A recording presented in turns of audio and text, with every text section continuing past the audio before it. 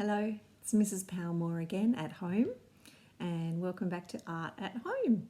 We are onto our third video now, and today we're going to be exploring texture. What is texture? Sounds a bit like the word texter, but it's not that. Texture means the way things feel, whether they're soft or whether they're scratchy or whether they're smooth or whether they're bumpy, all those great words that relate to texture. And we can use texture in our art, and we're going to explore that today. Now, there is lots of texture around our homes, and we're going to get some of those things that we can play with. So I'm going to collect a few things from around the house now, so I'm going to pause the video and I'm going to come back once I've got a collection of things that I've found that have a nice and interesting texture. Okay, see you soon. Hello and welcome back. Now, what I've got in the meantime is just a piece of paper, and I've got some crayons.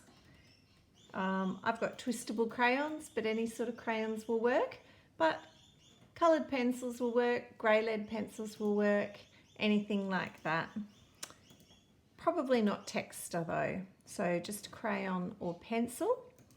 So I actually have this amazing book which a paint supplier gave me years ago, which has got all these different wallpaper patterns on them. And you might have wallpaper at your house, or you might have a splashback or pattern tiles or pattern carpet that has a texture to it. That means when you feel it, it has different bumps. So I'm going to rub my crayon over my paper, leaning on top of it. I'm using one hand to keep the paper still. And you can start to see the pattern of the wallpaper coming through like this, which is pretty cool. But not everyone has a wallpaper book at home, so I've got some other things that I collected. So I have a bit of parsley from my garden, so I can put that under and rub over that, and you can see the beautiful leaf shape of that parsley. So there's the parsley. I actually have a wonderful grapevine. Now I'm going to actually turn the grape leaf over so that all the veins of the leaf are there. So I might change my crayon colour again. Might do, oh, that's a pretty cool purple. And I can feel the texture through the paper. So I'm going to rub it on its side and get all that beautiful texture of the leaf, making sure that I rub along the edges so I get the whole leaf. Wow, that looks pretty cool, doesn't it? And then I've got a coin that I found, so I might put a coin in there. And let's do a blue coin. Rub it over there. Now, what else did I find? Oh, those of you who see me in the art room might recognise one of my famous earrings. They've got a cool texture to them.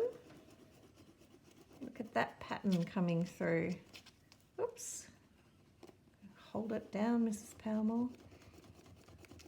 There we go. That looks pretty cool. It's got a good shape to it as well, this earring. I do like headscarves and big dangly earrings. And oh look, I found a bit of string. I wonder what that'll do. I'll change my colour again. Pop a bit of string under there, see what that's going to do. I get the bit of the string shape coming through. Interesting thing about string is you could actually lay it out in different formations. Maybe you could try and spell your name or something with the string. That'd look cool. I've got a necklace of mine which has cool beads and sequins on it. Maybe you've got a sequin jumper. They're pretty popular at the moment with the sequins on the front. That could be a good rubbing as well. Now, this kind of exploring of texture is called frottage. Frottage. And frottage is a French word which simply means, that's right, rubbing. So we can get some of the texture of that necklace coming through. It's kind of interesting, isn't it? What else did I find? I've got another leaf down here that I might have a play with in a moment.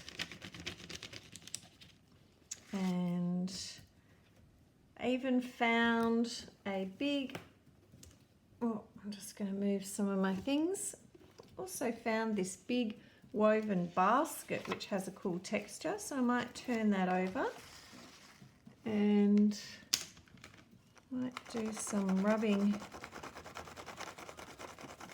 on the basket, see what happens there. Now I've got lots of white left on this page, so I might do some of the basket texture in some of the gaps. See, make some of it stand out. Just really having an explore with the different textures. Yeah, that looks pretty interesting, doesn't it? And I've done lots of texture rubbing, haven't I? Now, I could leave that because I find that quite interesting and pleasing, but I could also cut out these different areas and paste them in a different way with my glue stick. Or I might actually see if I can do a picture with all the things that I've collected. So I might pause for a moment and see if I can do a picture, and I'll come back and show you. Okay, welcome back.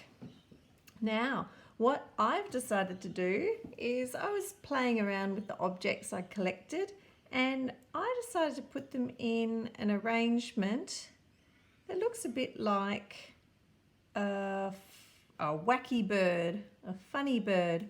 So I've got some legs from the string and the body, and some coin eyes, and a bit of a crest on the bird's head at a parsley, its beak as a leaf, and its big tail feather as that grape leaf. So I'm going to put my paper over the top, and where I've got my beak, I'm going to do that in orange. There we go. And I might do his legs in orange as well, so I can feel under the paper. Rubby, rubby, rubby, rubby, which is called frottage. Oh, here it is. Here's the other leg. Got to use your other finger to feel where it goes sometimes. And then I thought I would make it a bluebird. So if I can find where the other bit of the string and the coins are. There's one coin. And the other coin, we're going to be the eyes. And you're just going to have the parsley crest on top of his head. Funny little bird, isn't he? And then the string comes around here. Now I've still got that